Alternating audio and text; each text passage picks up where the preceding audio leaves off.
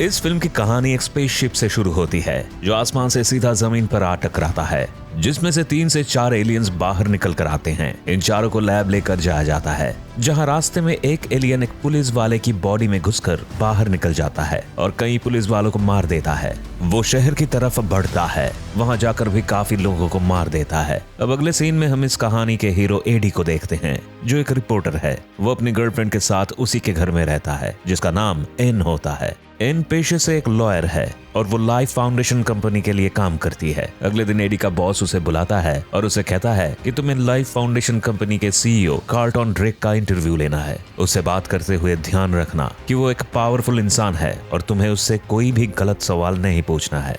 अगर तुमने कुछ भी उल्टा सीधा पूछा तो हम दोनों परेशानी में आ जाएंगे। बॉस से बात करने के बाद एडी अपने घर आता है और एन का लैपटॉप देखता है, जिसमें एक मेल आया हुआ है। उसमें लिखा है कि लाइफ फाउंडेशन कंपनी जिन एलियंस को धरती पर लेकर आई थी, अब वो उसका एक्सपेरिमेंट लोगों पर कर रहे हैं, जिससे बेकसूर लोगों की जान जा रही है, क्योंकि उन एलियंस को धरती पर जीने के लिए इंसानी शरीर की जरूरत होती है और हमें ये सब रोकना होगा। ये सब पढ़ने के बाद अगले दिन एडी कार्लटन ड्रेक के इंटरव्यू के लिए जाता है और उससे वही सवाल पूछता है जो उसके बॉस ने पूछने से मना किया था। वो ड्रेक से पूछता है कि तुम अपनी कंपनी में इंसानों को लेकर आते हो, उनके साथ क्या करते हो, कहाँ चले जाते हैं वो सारे लोग, तुम लोगों पर किस तरह का अत्याचार कर रहे हो जिससे कि लोग मर रहे हैं। एडी आगे बोल ही रहा होता है कि तभी ड्रेक कैमरा बंद कर देता है और उसके आदमी आकर उसे वहां से बाहर भेज देते हैं। एडी वहां से अपने बॉस के पास जाता है और उसे सारी बातें बताता है।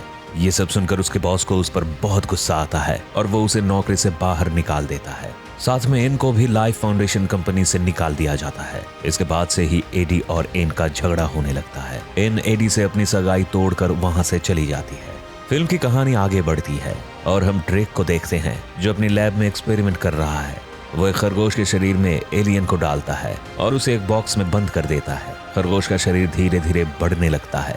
एलियन कुछ देर तक उसके शरीर में रहता है, लेकिन जैसे ही उसका असर शुरू होता है वो खरगोश मर जाता है और उसका एक्सपेरिमेंट फेल हो जाता है। पर ड्रेक हार नहीं मानता। थोड़ी देर में हम देखते हैं कि वो एक आदमी को लैब में लाकर कांच के बॉक्स के अंदर बंद कर देता है और उस पर एक्सपेरिमेंट करने लगता है। जैसे ही एलियन उस आदमी के शरीर में घुसता है, वैसे ही वो कुछ ही सेकेंड्स में मर जाता है।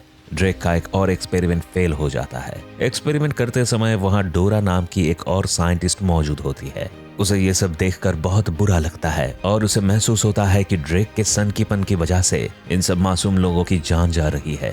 डोरा वहां से बाहर निकलती है और जो भी लैब में होता है उस सब के बारे में एडी को बता देती है। वो कहती है कि ड्रेक ये सब इसलिए कर रहा है ताकि वो दूसरे ग्रह पर जा सके, क्योंकि यहाँ आबादी बहुत बढ़ चुकी है। जीने के सारे रिसोर्सेस इंसानों ने लगभग खत्म कर दिए हैं और ये दुनिया जल्दी ही खत्म हो जाएगी। ये सब सुनकर एडी उसके साथ लैब जाता है जहां पर ये सब हो रहा है। उसने देखा कि सचमुच वहां पर बहुत लोगों को कैद कर रखा है जिन पर ये सारे एक्सपेरिमेंट हो रहे हैं। एडी अपना फोन निकालकर फोटो खींचने लगता है, पर तभी वो देखता है कि उसकी एक दोस्त भी यहाँ कैद है। एडी कमरे का ग्लास तोड़कर उसे बाहर निकालता है। बाहर निकलते ही वो एडी पर कूद जाती है और उसके तुरंत बाद ही उसके शरीर का एलियन एडी के शरीर में घुस जाता है। तभी अलार्म बजता है और एडी वहां से भाग जाता है। इसके बाद उसे अपने शरीर में एक अलग किस्म की ताकत महसूस होती है। वो भागकर घर आता है और अपनी शक्ल देखता है तो उसे वो एलियन दिखाई देता है। उस एलियन का नाम वेनम होता है। वो भागकर अपनी गर्लफ्रेंड के पास जाता है, जो किसी दूसरे लड़के को डेट कर रही है, जो कि पेशे से डॉक्टर है। एडी इनको सब बताने की कोशिश करता है, लेकिन तभी उसकी हालत बिगड़ने लगती है। उसकी बिगड़ी हुई हालत और अजीब बर्ताव को देखकर एन उसे हॉस्पिटल ले जाती है, जहां उसे एक मशीन में डाला जाता है और उसके शरीर का एमआरआई किया जाता है। इतने में एडी अचानक से चिल्लाने लगता है और वहां से भागकर अपने घर चला जाता है। थोड़ी देर में उसके घर पर ड्रेक के लोग आ जाते हैं, क्योंकि ड्रेक ये जान चुका था कि एडी के शरीर में एक एलियन है और ड्रेक को वो एलियन किसी भी कीमत में वापस चाहिए। इधर एडी और उन सब के बीच हाथापाई शुरू हो जाती है। ड्रेक ये सब देखकर बहुत खुश होता है कि कैसे उसके एलियन ने एडी के शरीर को एक्सेप्ट कर लिया है। जाने अनजाने में ड्रेक अपने एक्सपेरिमेंट में कामयाब हो गया। इधर एडी उन सबको मारकर वहां से भाग जाता है। भागते भागते उसकी बाइक एक कार से टकरा जाती है और वो तेजी से जमीन पर गिर जाता है, जिसकी वजह से उसे बहुत चोट पहुंचती है। एडी जोर जोर से चिल्लाने लगता है। तभी वेनम उसके शरीर में घुस जाता है। अब पूरी तरह से एडी वेनम बन जाता है। जिसके बाद वेनम और कुछ गुंडों के बीच जबरदस्त लड़ाई होती है। मारपीट खत्म करने के बाद एडी वहां से भागकर एक नदी में कूद जाता है और बाहर निकलकर किनारे पर बैठ जाता है। तभी अचानक वेनम उसके अंदर से बाहर निकलता है और उसे बात करता है। वेनम एडी से कहता है कि इंसानों को लगता है उन्होंने हमें ढूंढा है, पर ऐसा नहीं है, असल में हमने इंसानों को ढूंढा है। वेनम कहता है कि इस काम में तुम मेरा साथ दो और मैं तुम्हारा साथ दूंगा। हम दोनों एक हैं और हम साथ मिलकर इस दुनिया को बचा सकते हैं। आगे हम देखते हैं कि लैब में एक एलियन मर चुका है, जिसकी वजह से ड्रेक बहुत परेशान रहता है। उसी बीच वहां से एक बच्ची बाहर निकल कर आती है और ड्रेक के सामने आकर खड़ी हो जाती है। ड्रेक उससे कहता है कि तुम्हें इस वक्त यहाँ नहीं होना चाहिए। तभी वो बच्ची ड्रेक को छूती है और उसके छूते ही एक एलियन ड्रेक के शरीर में घुस जाता है। ये वही एलियन है जो कहानी की शुरुआत में पुलिस वाले के जरिए भाग गया था। ड्रेक अब एक सबसे खतरनाक एलियन बन चुका है। वहीं दूसरी तरफ एडी के फोन में ड्रेक के खिलाफ सबूत है, जिसको उसने लैब से चुराया था। अब बस उसे किसी भी तरीके से इन सबूतों को अपने बॉस तक पहुंचाना था। वो छुपते छुपाते अपने ऑफिस में पहुंच जाता है, जहां पर वो पहले काम किया करता था, और अपने फोन के साथ साथ एक नोट अपने बॉस की टेबल पर रखकर वहां से बाहर निकलने लगता है। लेकिन तभी बाहर अचानक स्वाट की टीम आकर हमला कर देती है। इसी बीच एडी के शरीर से वेनम बाहर निकलता है और उन सबसे लड़ने लगता है।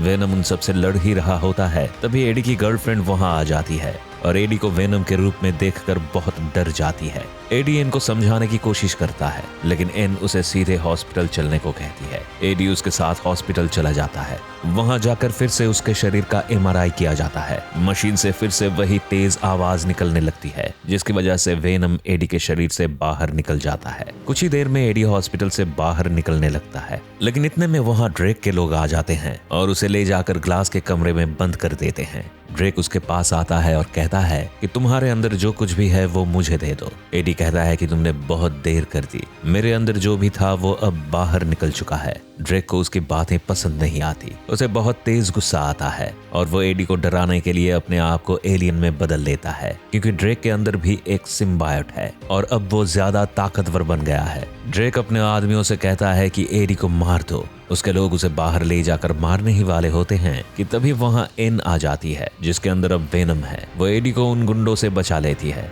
जिसके बाद वेनम फिर से एडी के शरीर में वापस आ जाता है। अब वेनम और एडी दोनों ये बात जानते हैं कि ड्रेक की बॉडी में एक एलियन है और उन दोनों के बीच एक समझौता हुआ है कि ड्रेक उस एलियन को उसके ग्रह पर लेकर जाएगा और वो एलियन वहां से बाकी के एलियंस को भी धरती पर ला सके। एडी और वेनम ये बात भी बहुत अच्छे से जानते हैं कि उन्हें रोकना बहुत जरूरी है। एडी वहां से जाने वाला होता है कि तभी एन उसे साथ आने को बोलती है। एडी उसे मना करता है और वहां से चला जाता है। कहानी आगे बढ़ती है और ड्रेक अपनी लैब में जाता है और अपने स्पेसशिप को लॉन्च करने का ऑर्डर देता है, पर वहां मौजूद एक साइंटिस्ट को उस पर शक हो जाता है। लेकिन इससे पहले कि वो साइंटिस्ट कुछ कर पाता, ड्रेक उसे मार देता है और इसकी वजह से वहां अफरा तफरी मच जाती है। ड्रेक को एलियन बनते देख वहां मौजूद सब लोग डर जाते हैं और इधर उधर भागने लगते हैं। वो वहां मौजूद सभी साइंटिस्ट को बड़ी बेरहमी से मौत के घाट उतार देता है और उस तरफ भागने लगता है जहां स्पेसशिप लॉन्च होने वाला होता है। उसी दौरान उसके रास्ते में अचानक से एडी आ जाता है, जो अब वेनम बन चुका है। दोनों के बीच जबरदस्त लड़ाई होती है। इसी बीच वहां एन आ जाती है और वो वहां लगे स्पीकर्स को चालू कर देती है, जिसकी वजह से इन दोनों के शरीर से इनके सिम्बायोट यानी कि एलियंस बाहर निकल जाते हैं। इनको ये बात अच्छे से मालूम थी कि जब एडी को एमआरआई के लिए मशीन में डाला गया था, तब तेज आवाजें होने की वजह से उसके शरीर से वेनम निकल गया था। लेकिन इनकी ये टेक्निक ड्रेक पर ज्यादा देर तक काम नहीं करती। वो कुछ ही देर में किसी तरह से अपने सिम्बायोट को अपने शरीर में वापस ले लेता है और एडी को मार देता है और उसे मारने के बाद वो स्पेसशिप में चला जाता है, जो उसके ग्रह पर जाने वाला था। मगर थोड़ी ही देर में एडी के शरीर में वेनम वापस आ जाता है और वो देखता है कि स्पेसशिप लॉन्च हो गया है। एडी तेजी से छलांग मारता है और स्पेसशिप पर लटक कर उसका फ्यूल टैंक फोड़ देता है, जिससे स्पेसशिप में आग लग जाती है। आसमान में एक जोर का धमाका होता है और उस धमाके में ड्रेक और वो एलियन दोनों मर जाते हैं। वहीं दूसरी तरफ एडी धमाके के साथ आसमान से सीधा पानी में जा गिरता है। आगे हम देखते हैं कि एडी अपनी गर्लफ्रेंड के साथ बैठा है। उसे उसकी नौकरी वापस मिल गई है। एन उससे कहती है कि मैं तुम्हें बहुत प्यार करती हूँ, पर मैं अपने बॉयफ्रेंड को नहीं छोड़ सकती। इस बात पर एडी उसे जवाब देता है कि कोई बात नहीं, हम तुम्हें फिर से पालेंगे। एन को उस पे शक होता है कि कहीं अब भी वेनम उसके साथ तो नहीं है। वो उससे पूछती है कि तुम ठीक हो, कोई प्रॉब्लम तो नहीं है। एडी उससे हंसते हुए कहता है कि वेनम जा चुका है और इसके बाद वो वहां से चला जाता है। चलते चलते एडी वेनम से बात करता है और कहता है कि अब से तुम किसी को भी नहीं खाओगे और जब तक मैं नहीं कहूंगा तब तक कुछ नहीं करोगे। इस तरह वो दोनों साथ रहने लगते हैं। इस फिल्म के अंत में हमें वेनम पार्ट 2 का एक छोटा सा सीन दिखाया जाता है जहां एडी एक खतरनाक सीरियल किलर से मिलने जाता है। इसके साथ ही ये फिल्म यहाँ खत्म हो जाती है।